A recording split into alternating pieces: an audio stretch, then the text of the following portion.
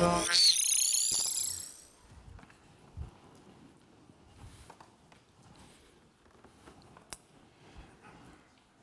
Bonjour à tous. Merci d'être venus à 14h30 après le déjeuner dans cette salle pour suivre ce talk intitulé « Profiter de PostgreSQL pour passer à la vitesse supérieure ». Voilà. Je me présente, Emmanuel Rémy, pardon, ça commence bien. Emmanuel Rémy, je travaille à la CASDEN, c'est une banque qui appartient au groupe BPCE, qui est partenaire premium pour les Jeux Olympiques. Et j'ai l'honneur d'encadrer une équipe en termes d'architecture, d'urbanisation et de base de données. Donc, vous l'avez vu, on est partenaire premium pour les Jeux Olympiques, donc on a des conditions de travail assez exceptionnelles. Donc, il ne faut pas hésiter à venir nous rejoindre si vous le voulez. On n'est pas obligé de mettre des lunettes de piscine pour venir chez nous. J'en profite aussi très rapidement pour parler juste 30 secondes d'une association qui s'appelle PostgreSQL France, qui en son sein regroupe aussi plusieurs entreprises, dont certaines sont présentes ici, que vous connaissez. Et donc si vous voulez des informations, si vous avez envie aussi de promouvoir un peu la base de données, il n'y a pas de souci, c'est ouvert et c'est formidable. Le programme. On va, à travers ce programme, alors il est assez riche, j'ai essayé de faire pas mal de démos, donc j'espère que ça va bien se passer. Et on va essayer de voir plein de points. L'objectif, ce n'est pas spécialement de rentrer en détail, bien sûr, en 45 minutes sur chacun de ces points, mais c'est plus pour certains d'entre vous, ou pas d'ailleurs, mais qui utilisent aujourd'hui les bases de données pour faire uniquement des requêtes sur des tables et qui ne les utilisent pas pour autre chose en particulier, ça permet, j'espère, ça va vous permettre un petit peu de voir un petit peu plus loin et de vous donner peut-être d'autres idées sur ce que vous pourriez faire en termes d'architecture, en termes d'organisation du code aussi, avec la base de données. Voilà. Ceci étant, privilège de l'âge, j'ai fait des très belles applications avec Microsoft Access, donc on peut vivre sans ça. Très rapidement, en 2023, Postgre est à la version 15. Selon certains, c'est une 4e place au niveau des GBD, derrière Oracle, SQL Server et MySQL. MySQL en seconde d'ailleurs. C'est une base qui est de plus en plus appréciée par les développeurs, et ça, je pense que c'est vrai, à tel point que le protocole a été repris par d'autres bases de données. Et je pense que c'est surtout apprécié parce que c'est une base qui s'est énormément développée, qui s'est ouverte au fil des années, notamment à des formats qui aujourd'hui font un peu référence, notamment JSON. Et Postgre est pas mal recherché pour ça. Voilà. Et c'est tout un écosystème qui va autour, et c'est ce que je vais vous permettre de découvrir un petit peu aujourd'hui. Voilà, donc on va commencer par une histoire de données, au sens où dans Postgre, il n'y a pas que des types type chaîne de caractères ou type numérique ou date, comme on peut avoir dans MySQL par exemple. Mais vous allez avoir des types spécifiques intégrés au langage, au sens intégré, où on va pouvoir les utiliser et vraiment les manipuler et faire des opérations nativement sur ces types. Alors j'en ai mis quelques-uns, par exemple des adresses IP. Vous allez me dire que ce n'est pas celui qu'on utilise le plus souvent, mais par le biais d'extensions, on peut utiliser aussi des données géographiques pour faire des calculs ou autres. On a aussi des types composites, un petit peu comme si on avait des objets qui étaient stockés, et des domain types qui correspondent en fait à des types sur lesquels on va appliquer des contraintes, comme vous allez le voir. En plus, Postgre a cette capacité à générer des séries de données, ce qui va vous permettre, si vous le souhaitez, de générer 10 000 données pour remplir une table, 100 000, 200 000, sans être obligé d'avoir des fichiers à remonter directement. Enfin, et c'est un peu effectivement l'apanage de certains GBD qui coûtent assez cher, Postgre permet de partitionner les données, et on va voir un petit peu comment ça peut fonctionner de manière très simple. Voilà. Alors, c'est là qu'on va rire. Attention. Alors, je ne suis pas très doué de mes doigts. Voilà, donc, tout le monde voit bien? Oui, et ça tombe bien. Voilà. Donc ici, ici, vous avez un type de données, vous voyez, inet, là, qui est en fait un type de données particulier intégré dans Postgre qui traite des adresses réseau, qui permet, par exemple, à travers ce simple select, de regarder, vous avez les résultats en bas qui apparaissent, hein, de voir est-ce que cette adresse IP est comprise dans cette plage d'adresse IP. Vous voyez, ce n'est pas des chaînes de caractères, c'est des éléments natifs qui sont intégrés dans le langage. Pareil, à partir d'une adresse IP telle que vous l'avez là, vous rajoutez 300 adresses réseau, qu'est-ce que ça nous donne comme résultat? Vous voyez qu'on est passé, on a changé de plage de réseau, on est sur du 2.50. Des types de données comme ça, avec des fonctionnalités intégrées au langage, vous en avez pas mal. Je vous laisserai les découvrir. Ensuite, vous pouvez créer des types de données. Là, un type de données, typiquement, que je viens de créer, là, c'est un type, tout simplement, c'est une extension d'une chaîne de caractères, c'est une énumération, c'est quelque chose de tout ce qu'il y a de plus standard. Par contre, je peux créer aussi ce qu'on appelle un domaine. Alors, un domaine, c'est un type de données qu'on va restreindre, sur lesquelles on va appliquer des contraintes. Donc, typiquement, je viens de créer un type téléphone. Bon, je l'ai excessivement simplifié. Et si j'effectue ce type de requête, je récupère une erreur au sens où ça ne correspond pas au type de données, donc il n'est pas capable de caster en fait, la chaîne de caractères sous cette forme-là. Donc plutôt que d'avoir des chaînes de caractères pour mettre des numéros de téléphone dans vos bases de données, dans vos tables, vous pouvez très bien créer un domaine et derrière, appliquer ce type. Dans toutes les tables, vous avez des numéros de téléphone. Voilà. Je vous parlais de générer des séries de données. Ça prend cette forme-là. En fait, on a une fonction en PostgreSQL qui permet de générer des données, qui s'appelle GenerateSeries, qui prend 3 paramètres. Le premier, c'est le début des données, le second, la fin, et le 3, c'est le pas, l'incrément. C'est relativement simple. Donc ici, c'est remonter ça. Voilà. Il a généré les données de 5 à 100 par pas de 3. Mais vous pouvez aussi le générer sur des dates. D'accord, dire génère-moi des dates. Ici, je vais demander qu'il me génère les dates des 10 derniers jours à partir d'aujourd'hui, avec un intervalle d'une journée. J'aurais pu demander qu'il me génère autant de dates toutes les heures, de manière à pouvoir après utiliser ces données. Alors ça peut servir à quoi? Ça peut servir à plein de choses. Ici, j'ai écrit une petite requête select, vous voyez, dont le from est en fait cette génération de série de données. Donc là, je génère 10 000 données. Et à partir de ces données-là, dans le select, je vais réutiliser l'ID qui est fourni ici, de manière à, par exemple, générer l'adresse email du collaborateur. Okay, je peux l'utiliser aussi dans ce cas-là, par exemple, pour dire modulo 3, est-ce que la personne appartient à tel service, tel autre service ou tel autre service. Bon, on va pouvoir jouer comme ça sur ces informations, de manière à générer des données. Le haut que vous avez là, anon.fakeLastNames, permet de générer des données anonymisées. On verra ça un petit peu après. Donc là, je vais exécuter ma requête et vous voyez qu'il m'a généré des données avec le collaborateur 1, 2, 3, 4, 5 et j'en ai 10 000 qui se baladent comme ça directement. Donc je pourrais facilement utiliser les données pour remplir une table et les réutiliser ensuite. Je continue. Je vais créer une table des clients justement qui s'appuie à peu près sur la structure que je viens de générer. Okay. Voilà. Alors vous pouvez noter une chose aussi qui est très intéressante en PostgreSQL. On peut avoir des colonnes calculées, c'est-à-dire qu'ici, l'élément description, c'est ni plus ni moins que la concaténation de différents champs et qui sont donc gérés, qui sont ajoutés à chaque fois que je vais insérer une donnée dans la table. Je vais remplir ma table avec 10 000 données. Voilà, c'est fait. Et automatiquement, donc, je peux requêter ma table. Donc, vous voyez, si vous avez besoin de générer des données pour une table, avec 1 million d'enregistrements, ça peut se faire très très rapidement. Pas besoin d'avoir des fichiers à remonter ou autres. Vous pouvez les générer comme ça. Okay, je vais passer cette requête-là, mais à partir du moment où on est capable de générer des données, on est capable aussi de faire des requêtes, des jointures avec les séries que vous générez.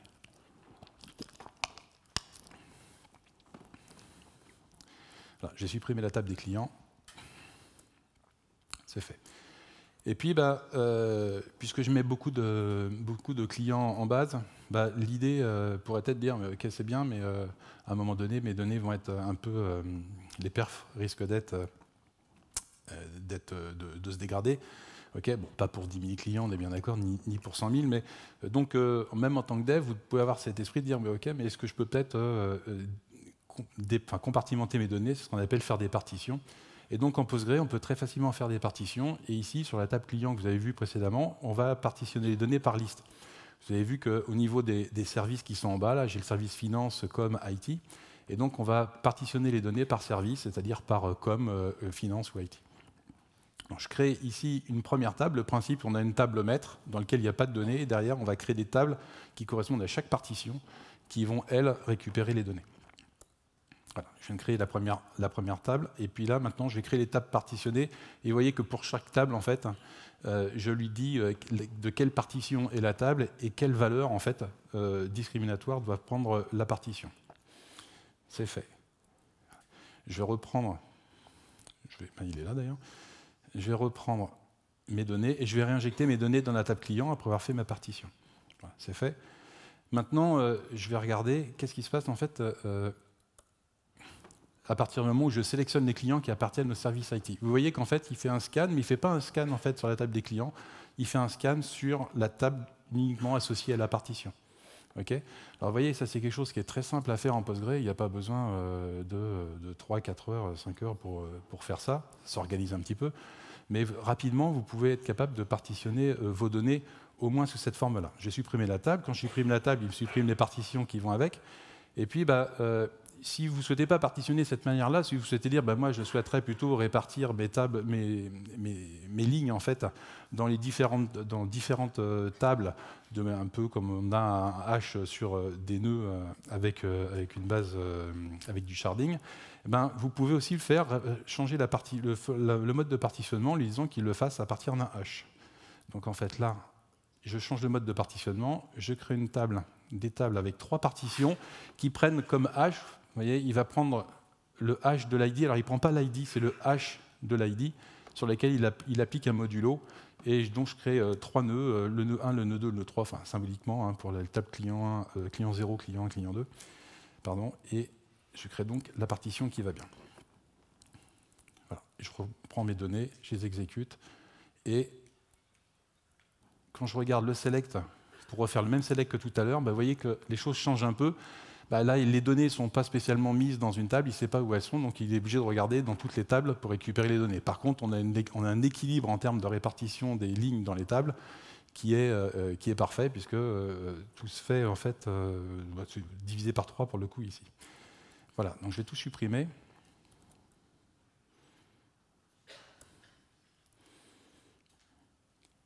Je vais recréer ma table client. OK. Ça c'est fait. Je vais vérifier que j'ai bien mes clients. Ça c'est bon. Alors, est-ce que je le fais ou pas? Je le fais. Allez. Parti. Bon, au dîner des speakers, il y a des amis qui m'ont dit oui, si tu ne mets pas un chat dans l'application, ça ne va pas le faire, il faut que tu mettes un chat, surtout quand ça se passe mal avec le chat. Je dis bon, c'est pas facile ça. Okay. Donc, on va partitionner le chat. Alors, des amis, c'est Aurélien et Loïc, qui sont charmants. Mais je ne dirai pas de quelle entreprise ils sont, je ne me permettrai pas. Donc, on va numéroter les parties du chat. D'accord, les parties du corps sont numérotées 1 à 2 les pattes avant, 3 à 4 les pattes arrière, 5 le corps, 6 la tête, 7 la queue. D'accord. Et on va donc chercher à partitionner le chat en évitant de lui faire mal, si c'est possible. Bon, voilà. Donc, je vais créer une partition je vais créer une table chat, d'accord, avec son nom puis le numéro de la partie du corps. Okay, et je vais les partitionner par range, c'est-à-dire 1, 2, 3, 4, comme je l'ai montré juste avant. Okay, je partitionne. Alors là, je vais rajouter une toute petite subtilité, c'est que le chat, ses pattes avant, je vais les mettre sur une partition dans une table, mais qui soit rapide, parce que les pattes avant sont rapides chez le chat. D'accord. Donc je vais créer un table space. Un table space, c'est une zone sur le disque sur laquelle je vais pouvoir stocker ma table. Et je vais créer un table space que je vais appeler SSD pattes rapides, d'accord, que je vais mettre sur mon disque en local, bien sûr. Voilà. Et donc là, les pattes avant, je les mets en fait sur le SSD pattes rapides. Et puis les autres, je les enchaîne. Donc je crée une table chat de pattes arrière, chat de corps, chat de tête, chat de queue, chat de queue. Oui, non. Pas chat, ok, je vous vois venir. Et vous voyez que pour chaque élément de la partition, on lui donne les plages de données qui vont bien, d'accord. Ça va de 3 à 5, 5, 6, 6, 7, 7, 8. Voilà. Et puis derrière, j'injecte mes données dans le système. Là, je m'aperçois que j'ai une erreur. Alors pour ceux qui ne voient pas très bien de loin, on me dit attention, il y a une partie du chat qui ne rentre pas, ça ne va pas du tout. En fait, il y a un chat qui a, ici, prune, qui a une valeur d'un numéro du corps de 8. Et 8, en fait, quand on a des partitions, quand elles sont faites comme ça, en fait, le 8, c'est exclusif. Le sommet, enfin, le bound de la partition est exclusif. Donc, en fait, là, on a une partie du chat qui n'est pas rentrée dans les tables, et ça, c'est pas bon du tout. Ça ne le fait pas du tout, ça. Donc, si j'avais, c'est peut-être une excroissance, j'imagine. Surtout que leur chat semblait malade. Donc, pour faire ça, si jamais il y a des excroissances qui ne sont pas prévues, on peut créer une partition qui est la partition default, qui va récupérer toutes les parties du chat qui ne sont pas bonnes. Et là, je réexécute, ça passe, et on voit qu'en fait, toutes les parties du chat sont bien rentrées, dont la dernière, la numéro 8, qui appartient au chat qui s'appelle Prune. Voilà. Donc j'ai promis que je ne citerai pas le nom de la société, et de toute façon, j'ai aucune raison de citer Takima. Alors... on avance, on a l'anonymisation des données. Donc j'arrive sur l'anonymisation des données, c'est quelque chose qui est très important, parce qu'on a tous vécu le cas où j'ai des données en prod, voilà, ça ne marche pas, il faut les redescendre en recette, et puis tu vas travailler dessus, il faut que tu me dises pourquoi ça ne fonctionne pas, ou bien voilà, tu peux m'anonymiser des données pour les filer à l'analyste. Bah oui, mais bon, quand on fait ça, en fait, il y a quand même un job à faire. Alors on fait des extracteurs, on remplace manuellement. Vous avez le cas aussi des tests qui sont faits sur des données de prod et avec des mails qui partent à des clients alors que ce n'était pas prévu. Bon, on connaît ça, hein. Vous avez tous arrivé de s'amuser. Et donc il y a une extension. Alors Postgre peut recevoir pas mal d'extensions qui sont développées. Il y a une extension qui s'appelle PostgreSQL Anonymizer, là, qui est faite par une société française excellente en Postgre qui s'appelle Dalibo. Et qui a été, je le mets là parce que c'est important, parce que l'open source ça marche aussi comme ça, qui a été sponsorisé par DGFIP et puis Mérieux NutriScience. Cette extension, en fait, qu'est-ce qu'elle fait ? Va vous permettre d'anonymiser vos données dans la base de manière brute, c'est-à-dire soit de les remplacer complètement, soit de les anonymiser dynamiquement. Okay, donc ça peut être très intéressant. Comment ça fonctionne ? Ça fonctionne sur le principe des security labels, c'est-à-dire que dans Postgre, quand vous avez des objets qui sont dans Postgre avec des attributs, vous pouvez appliquer des notions des security labels et derrière les récupérer, les utiliser à partir de du code ou autre. Voilà. Donc, on va récupérer ça. Je me trompe sur les extensions. Bon, donc là, l'extension, je l'ai déjà installée. Je vais juste vérifier. Donc, je vais quand même resélectionner mes clients pour m'assurer que tout fonctionne. J'ai bien mes clients qui apparaissent en bas. OK, je vais vérifier que l'extension... c'est pas là. Que l'extension... Non, décidément, je ne suis pas sur la bonne touche. Voilà. L'extension est bien initialisée.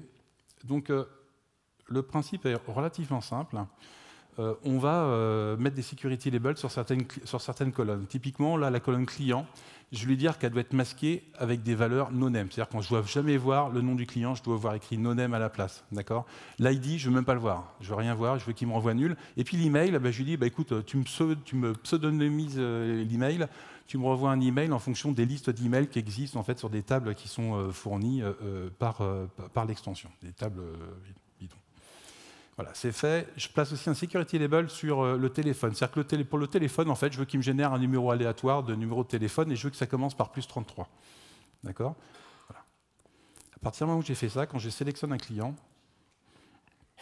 je vois que... je vois quoi moi je vois que j'ai le droit de voir, moi je vois rien en fait, c'est formidable. Non, moi je suis propriétaire de tout, donc je peux tout voir, donc il faut reconnaître que c'est un peu triché, mais c'est pas là que ça se joue. Voilà, donc j'ai fait ça, et puis maintenant j'ai créé donc, il y a un rôle analyste, un rôle c'est un utilisateur dans Postgre. Lui je vais lui dire, maintenant pour toi les données sont masquées, okay, et je lance le fait de lui masquer les données de manière dynamique. Alors, il faut que je change. Alors, je prends une autre connexion parce que je vais le faire ici, si ça ne vous dérange pas. Voilà. Je prends une autre connexion parce qu'il a besoin d'être connecté en tant que... je vais le refaire comme ça quand même. Il a vraiment besoin d'être connecté en tant qu'analyste, parce que c'est lui que j'ai fait, que j'ai mis, donc il est vraiment connecté en tant qu'analyste. Et lui, je refais un select étoile from client, donc c'est le même select que tout à l'heure. Et voilà les données qu'il a. Il ne voit pas du tout les mêmes données que vous. Vous voyez que au niveau du nom, c'est non-name, que l'ID est nul, et puis on a généré des emails complètement aléatoires pour l'utilisateur. Voilà.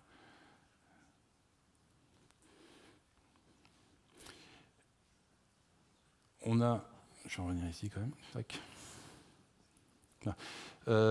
Pareil, alors j'ai un petit souci là de... Alors, attention, il ne faut pas que je me trompe de touche. C'est pas ça, c'est ça. Vous voyez mieux là? Ouais. Voilà. J'ai la possibilité... Je vais faire un petit coup au moins. Voilà. J'ai la possibilité aussi là de... je vais arrêter le... Je vais lui remettre les données. Donc là, il revoit toutes les données. Et je vais changer ici, là, je vais lui dire, bah, vous savez, c'est l'histoire dont je vous parlais, hein, l'email qui part, on n'a pas changé les emails des utilisateurs, mais et vous envoyez des emails en prod en fait, à vos clients. Vous pouvez dire, bah, écoute, moi je masque l'email, et l'email, en fait, je remplace tous les emails directement par un email interne de ma boîte. Par exemple, ici, j'ai mis testemail@cfp.fr. Voilà, donc je fais ça. Je relance le fait de masquer dynamiquement les données pour mon utilisateur, et il est là. Et là, si je resélectionne directement les clients, je vais me mettre là, vous allez bien voir comme ça, vous apercevez que lui, quand il va faire des selects, il va avoir test email à chaque fois. D'accord, vous voyez, donc en termes d'anonymisation et le fait de pouvoir spécifier quel type de données on affiche à l'utilisateur, c'est quelque chose qui est vachement intéressant. D'accord? Qui est-ce qui a déjà envoyé des emails et des numéros de télé, des SMS en masse bah, ne mentez pas, hein, ne mentez pas. On l'a fait, nous aussi, les mêmes qui vont faire des chats. Ça, c'est pas vrai, ça. C'était gratuit. On continue. On continue, et un autre élément que permet de faire Postgre, c'est le fait de sécuriser l'accès aux données. Alors, il n'y a pas que Postgre qui fait ça. Hein. Les mécanismes de RLS, de Row Level Security, ils existent dans plein de systèmes, que ce soit Power BI ou autre, ou Oracle.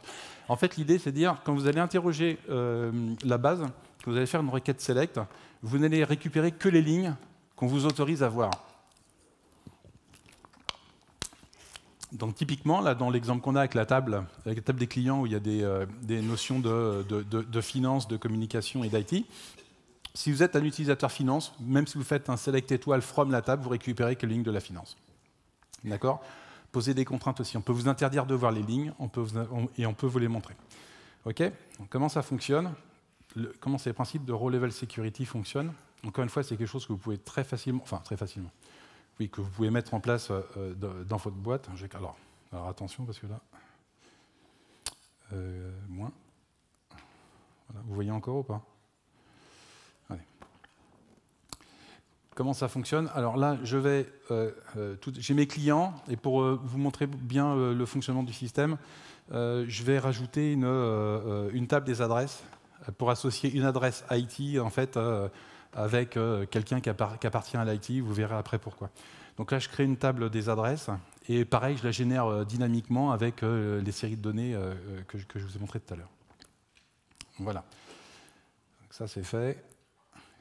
Ce qui fait que maintenant, si j'exécute ma requête, je vois bien que les noms des gens qui sont là, à gauche, correspondent bien, appartiennent au service finance et ont bien une adresse associée aux finances. Voilà. Alors, comment on met tout ça en place? Je vais commencer par créer un rôle sécurité. D'accord? Un rôle sécurité, c'est comme un utilisateur sécurité. Et puis, je vais donner accès à la table des adresses et à la table des clients. C'est fait. Okay. Donc, si je me place en tant qu'avec ce rôle sécurité, le set rôle sécurité, c'est-à-dire je prends ce rôle sécurité, je ne suis plus du tout le propriétaire de la base comme je suis dans les autres cas. Quand j'exécute, en fait, je vois tout. Actuellement, je vois tout, il n'y a pas de souci, j'ai accès à tout. Okay. Bon, c'est plutôt une bonne nouvelle. Et là, je vais activer au niveau de la table client, je vais activer le Row Level Security. C'est fait. Et maintenant, je vais reprendre mon rôle sécurité et je vais faire un select, et là, je ne vois plus rien. D'accord? J'ai activé la sécurité sur la table, je suis le même utilisateur, je fais mon select et je ne vois plus aucune donnée apparaître. Alors, à partir du moment où j'ai fait ça, avant que la personne me téléphone pour me dire « je ne vois plus rien », en fait, je vais créer en fait, une règle de sécurité qui dit je vais donner accès aux lignes. Là, je vais faire un truc relativement simple, c'est une règle open bar. Je donne toute la sécurité, tout le secret dans le using, en fait. Et c'est le using qui renvoie à ce que l'utilisateur peut voir ou pas. Là, comme je mets une valeur true ici, je ne vais pas avoir de grosse surprise. Je reprends le rôle sécurité. j'exécute, et puis de nouveau, je vois tous les éléments.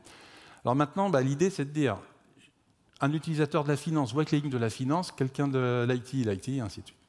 Donc, en fait, je vais créer 3 rôles, finance, IT, com, et je vais leur faire endosser le rôle sécurité. Alors pourquoi je fais ça? Parce qu'après, toutes les règles de sécurité qu'on va appliquer, toutes les règles de politique de sécurité, je vais les appliquer uniquement sur le SOC sécurité, et comme les autres en héritent d'office, ils auront les mêmes règles qui vont s'appliquer.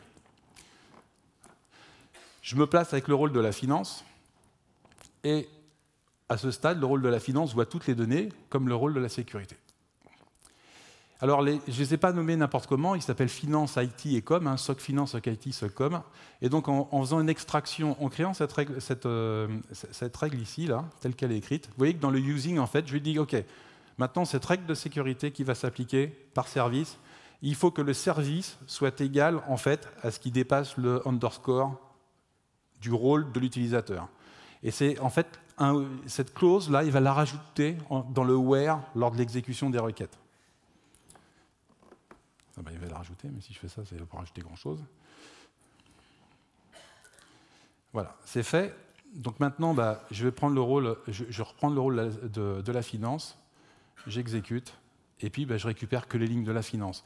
Quelqu'un qui est à la com, j'exécute, il récupère que les lignes de la com. Alors vous voyez, quand vous avez des applications que vous faites dans vos applications, vous dites, oh oui, je l'ai fait pour telle entité, puis maintenant il faut que je la fasse pour telle autre entité. Pour tel autre élément, effectivement, il faut mettre des where partout dans votre application ou autre, alors qu'en fait, le contrôle peut se faire aussi côté serveur.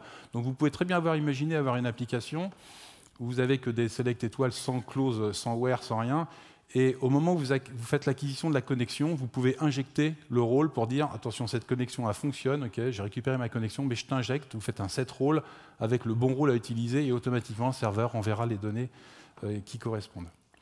Maintenant, le problème des adresses. Parce que ce qui se passe là, c'est que quel que soit le rôle que je prends, là, si j'utilise les adresses, je récupère toutes les adresses. Là, j'ai le rôle, là, je suis encore sur le rôle IT, je récupère toutes les adresses parce que je n'ai pas protégé les adresses. Alors, je vais protéger les adresses. Alors, pour protéger les adresses, je lui applique la sécurité. Oui. J'ai fait quoi comme bêtise? J'ai fait quoi? Ah, pardon, oui, merci, c'est gentil. Ouais. Oui. Sauvé. Ok, je récupère bien toutes les adresses. Là, je ne vois plus rien. Et puis donc, voilà le principe, hein, vous avez compris. Dans le using, ici, je vais lui dire, ok, tu peux interroger la table des adresses. La contrainte, c'est qu'il faut qu'il y ait le client, il faut que tu aies le client associé. Et si vous n'avez pas accès au client associé, vous ne verrez pas l'adresse. D'accord? Encore une fois, c'est des where qui sont conjugués, hein, donc je m'en mets en tant que finance et je ne vois plus que les adresses de la finance. Comme ça, de proche en proche, vous pouvez protéger l'intégralité de vos données, gérer des tenants et autres. OK? Enfin, juste pour donner d'autres idées, là ici, je vais protéger donner les accès entre 9h et 18h. Tout le monde a accès entre 9h et 18h. Et puis là, je vais dire, non, la finance, elle, la finance ne peut avoir accès qu'entre 9h et midi aux données. Pardon. La finance ne voit plus les données puisqu'il n'est pas midi. Parce qu'il n'est pas midi. D'accord? OK. Et ça, alors ça, je vais refaire un peu le ménage là-dedans. Je ne sais pas si ça va me poser un souci tout à l'heure, mais c'est fait. D'accord? Voilà.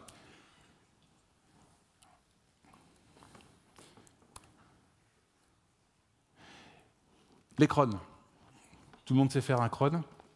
Eh bien, sachez qu'on peut faire aussi des crons dans Postgre. C'est-à-dire que plutôt que de mettre en place un cron et puis dire je vais appeler ma connexion Postgre à travers un script bash ou autre pour purger des données, on peut le mettre directement dans Postgre et effectuer des traitements. D'accord? Ça marche exactement de la même façon. C'est le même principe. C'est le même principe. Voilà. Donc là, vous avez une extension sur laquelle vous allez pouvoir créer des jobs et lui dire, là, toutes les minutes, je veux que tu m'insères des données dans telle base ou autre. D'accord? Donc là, je vais exécuter tous ces crons d'un coup. Voilà. Je peux voir l'intégralité de mes crons qui sont en train de... qui sont là, en fait. D'accord? Et puis, alors, je ne sais pas si on va voir les données, les datas qui bougent. Je ne sais pas quelle heure il est. Donc là, non, vous voyez, le dernier a fonctionné ce matin. Et puis vous avez la possibilité de désactiver des cruns temporairement ou bien de les supprimer tout simplement. Donc ça aussi, c'est un truc tout bête, mais ça peut vraiment rendre service. Et même si vous avez plusieurs bases de données sur un serveur, le cron peut accéder à d'autres bases de données. D'accord, j'ai mis un exemple ici. Ici, non, c'est un exemple d'erreur de syntaxe, c'est ça. Voilà, à la fin, on peut spécifier la base de données sur laquelle en fait, le cron va faire son travail en fait. Voilà, là, a priori, on doit avoir quelque chose qui est passé. C'est ça. Il doit être 15 heures, ça veut dire qu'il me reste un quart d'heure. OK. Truc aussi qui mange pas de pain, c'est facile à faire. On arrive au fait de pouvoir écrire des fonctions dans d'autres langages. Alors, vous avez tous connaissez des langages. Vous connaissez peut-être pas spécialement PL, PGSQL, qui est le langage interne à Postgre. Et donc, vous avez la possibilité d'écrire aussi du code en Rust, en Python, en Java, en JavaScript. Enfin, j'ai dit les langages, mais en Perl aussi. Et les utiliser. Alors, il faut faire assez attention. Là, je suis admin, donc il n'y a pas de souci. Il y a quand même une notion de confiance. Donc, on parle de langage trusted, au sens où il ne faut pas obligatoirement que l'utilisateur puisse accéder au disque ou autre, sinon c'est sûr que en termes de sécurité, c'est pas top. D'accord ? Concrètement, comment ça se passe ? Encore une fois, il faut démystifier un peu tout ça. Alors oui, il faut s'y connaître quand même un petit peu en langage. Je vous rassure, moi je ne suis pas spécialiste de Python ou autre. D'accord ? Donc, on peut, en interrogeant, là, ici, je peux récupérer les langages qui sont gérés. Donc là, aujourd'hui, là, je peux réécrire mon code en C, en SQL et en PL, PG, SQL. Donc, je vais créer l'extension Python. Et quand je regarde, maintenant, je peux écrire mes procédures en Python. D'accord, mes fonctions en Python. Alors, encore une fois, si vous avez du code métier en Python qui fait des calculs d'algorithmes et tout, vous pouvez les réutiliser directement dans votre code. Je n'ai pas voulu mettre ça en place. J'ai créé une fonction qui, en fait... Alors, j'ai un autre truc qui tourne, là, qui est un petit serveur Python en local, qui, quand on l'interroge, renvoie une phrase de Chuck Norris, d'accord, sur le port 8000. Donc, l'idée, c'est d'écrire une fonction qui va faire une requête en fait, vers ce serveur pour récupérer une donnée. Alors vous voyez, c'est tout bête, hein, maintenant, c'est du code Python, j'ai mis que 4 lignes de Python pour être tranquille, mais vous avez votre code Python habituel qui va récupérer l'élément. D'accord ? Donc, j'interroge. On voit bien à la fin, quand on fait ça en Postgre, à la fin, on précise toujours le langage. Hein, ils sachent quoi utiliser. Et puis après, j'utilise ma fonction. Ma fonction, elle est là. Hein, elle est là, voilà. Et qu'elle me renvoie du JSON, donc je la caste en JSON binaire.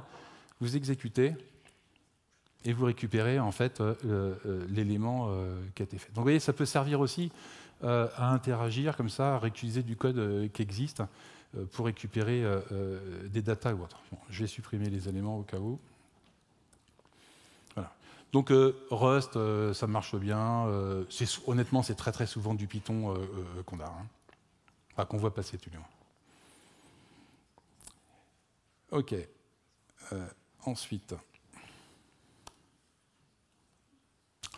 les foreign data wrappers. Alors, rigolez pas sur mon anglais, s'il vous plaît.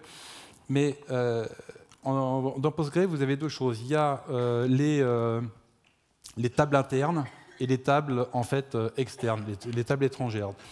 Le principe est relativement simple. Bon, pour les tables internes, c'est les tables que vous connaissez. Les tables externes, en fait, c'est des tables qui vont être remplies par des données distantes. Donc, pour faire ça, au milieu, on a une notion de wrapper de données qui vont se connecter aux sources distantes pour récupérer les données et vous les exposer. On peut faire ça en C. Il y a des projets de framework, de librairies qui sont censés simplifier un peu ça. En Rust, on en a un qui est fait par Supabase, là, qui est encore en bêta, mais qui est prometteur. Il y en a un autre en Python qui s'appelle Multicorn. Bon, je vais vous présenter plutôt Multicorn. Mais dans l'esprit, ils fonctionnent tous pareil. Enfin, les deux fonctionnent pareil. Il n'y a pas le choix. De toute façon, pour récupérer les données, il faut aller les chercher. Donc, de base, c'est le select. Et puis, si on considère qu'on a une source distante sur laquelle on peut aller modifier les données, soit les ajouter, les supprimer, les modifier, à ce moment-là, on propose les méthodes qui font ce travail de suppression, d'ajout et de modification de données. Donc, alors, je suis toujours sur Chuck, là. Sympa Chuck, mais ça ne fait pas tout. Voilà. Donc là, moi, pour faire quelque chose de relativement simple, on va regarder les extensions qu'on a en standard. En standard, on a une extension de Postgre qui permet d'accéder en fait aux fichiers, de remonter les fichiers, des CSV et autres directement comme si c'était une table. Le principe est le même pour tout. Dans Postgre, vous avez une autre extension en termes de data wrapper qui est en fait celle de Postgre lui-même qui permet de lui créer une table distante sur un autre serveur Postgre. D'accord ? Donc là, cette zone intermédiaire que vous aviez tout à l'heure, en fait, c'est ce qu'on appelle un serveur, c'est une sorte de serveur virtuel qu'on crée. Donc là, je vais créer un serveur logique comme ça. Et je lui dis qu'il va utiliser, que ce serveur fonctionne avec le file data wrapper. Après, on crée une table étrangère. Et donc, cette table étrangère s'appuie sur ce serveur intermédiaire et lui passe les paramètres qui vont lui permettre à lui de se connecter sur la source distante. Là, c'est tout bête, c'est juste un nom de fichier, et je lui dis c'est un fichier CSV, voilà le délimiteur, et donc il me crée la table étrangère. Ce serait une table Parquet ou autre, ce serait du S3 Amazon ou du Elastic, ça serait exactement la même chose. Une fois qu'on a fait ça, vous manipulez ça comme n'importe quelle autre table, et quand on regarde ici l'explain, on voit bien que quand il va chercher ces données, il passe en revue en fait le fichier, d'accord, même si vous aviez manipulé une table. Et vous pouvez donc, si c'est pris en charge, vous pouvez faire des where ou autre, ça dépend de ce qui est utilisé par l'élément. Et puis bah, vous pouvez aussi faire des jointures. Donc là, si je prends mes clients, et pour chaque client que j'avais, je récupère l'ID et puis que je veux lui faire afficher une blague, et ben, je vais le faire de cette manière-là. OK. Voilà, je vais laisser ça comme ça. Alors vous allez me dire, l'autre point intéressant, est-ce que c'est compliqué de fabriquer un wrapper, un foreign data wrapper? Il faut ça. Voilà. Alors concrètement, là je vais me mettre avec un autre, je me mets sur un autre ordinateur parce que c'est une question de version. ARM c'est bien, mais ça ne fait pas tout. Donc là, j'ai installé sur cet ordinateur-là une version de Postgre et j'ai installé Multicorn, qui est en fait une librairie qui permet d'écrire des foreign data wrappers en Python. Donc j'ai repris un peu l'exemple de code que vous avez vu tout à l'heure dans la fonction, sauf que lui, en fait, cet exemple de code, il va se connecter directement sur le site Chuck Norris pour récupérer les blagues. OK ? Et donc il les récupère et la fonction qui va s'exécuter quand, quand le foreign data wrapper va être appelé, c'est la fonction execute ici. D'accord ?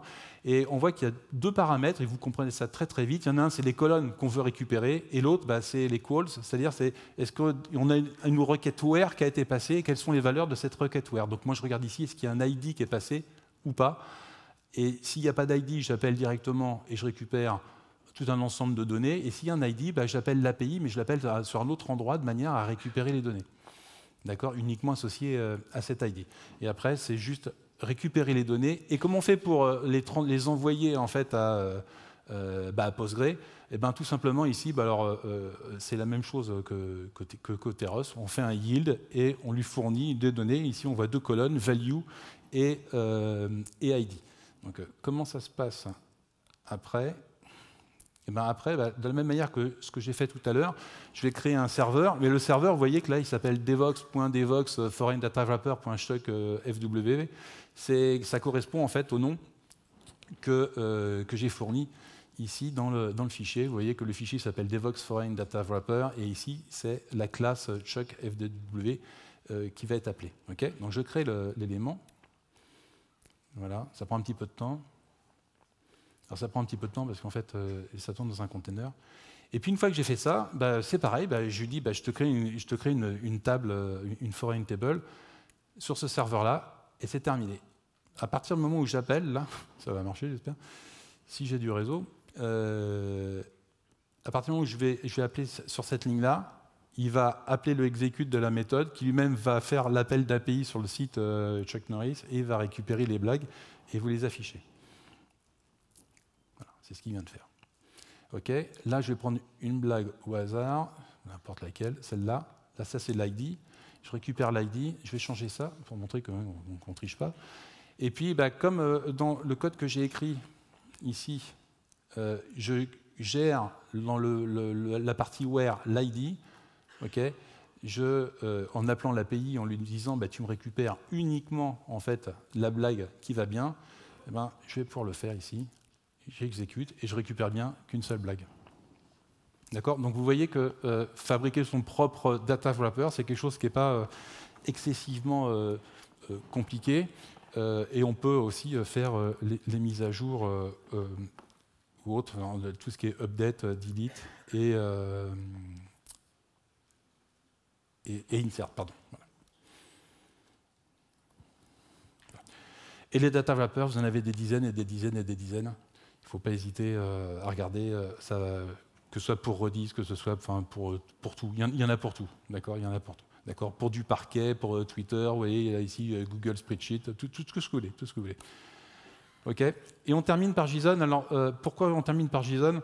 Bah, tout simplement parce que il y a eu vraiment pas une fracture, mais Postgre, je pense, a vraiment décollé en 2014, quand le stockage JSON a été intégré dans le langage. Les gens ont commencé à regarder de nouveau Postgre. Je pense qu'avant, les gens ne regardaient pas Postgre parce que d'un point de vue marketing, ça avait été catastrophique par rapport à la plateforme LAMP. Et à partir de ce moment-là, les gens ont commencé à regarder et ça a commencé, enfin, l'adoption a été de plus en plus importante. JSON au sein de Postgre, franchement, c'est vraiment top. Ça marche très très bien pour plein de choses, pas pour tout, hein, mais pour plein de choses. Il y a quand même, et je vous ai mis un petit schéma en dessous, si jamais vous voulez vraiment faire du JSON dans Postgre, il faut quand même faire attention aux performances, d'accord, et notamment la façon dont les données sont stockées. Il y a pas mal de petites erreurs qui peuvent être réglées. Vous voyez, c'est pas toujours très bon d'avoir une colonne avec un identifiant suivi du flux JSON dans une autre colonne. En termes de performance, ça peut très rapidement devenir catastrophique, alors que si l'ID, l'identifiant, est stocké dans le flux JSON lui-même, les performances peuvent rester meilleures. Donc il faut vraiment regarder les choses, et je vous engage à regarder les choses avant de vous lancer là-dedans. Très rapidement, on va juste prendre un petit exemple de flux JSON, qui est celui-ci, avec un identifiant, avec 2 numéros de téléphone, une adresse, un adhérent, et puis des épreuves. C'est des épreuves de ski, un fichier d'épreuves de ski que j'ai récupéré. Et pourquoi je vous montre ça? Bah, tout simplement parce que je m'aperçois à l'usage que... Enfin, l'usage. Je m'aperçois que souvent, en fait, aujourd'hui... c'est un peu... Voilà, alors ça, c'est le truc que j'adore. J'adore ça. Un petit effort, bah voilà. Il n'y a pas d'intermédiaire. Bon, pas bon. Allez. Je rajoute les données dans la table. Je vais créer deux enregistrements dans la table, de lignes. Voilà.